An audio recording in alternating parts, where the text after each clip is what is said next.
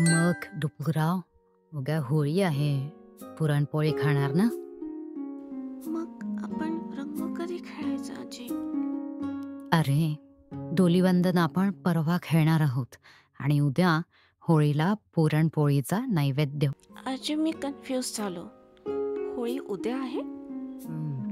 तुला मी भक्त प्रल्हादाची एक गोष्ट सांगते, ऐक. प्रल्हादाचे वडील होते राजा हिरण्यकश्यपू.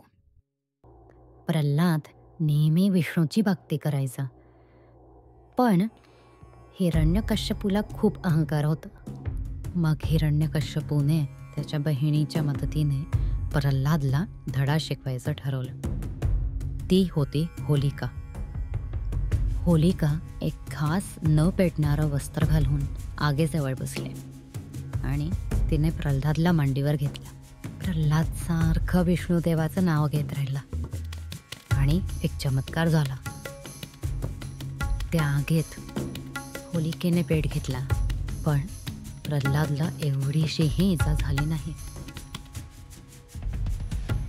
म्हणून होळी पेटवून सगळ्या नकारात्मक गोष्टी दूर करायच्या आणि त्याच्या दुसऱ्या दिवशी रंग खेळून नवीन सुरुवात करायची.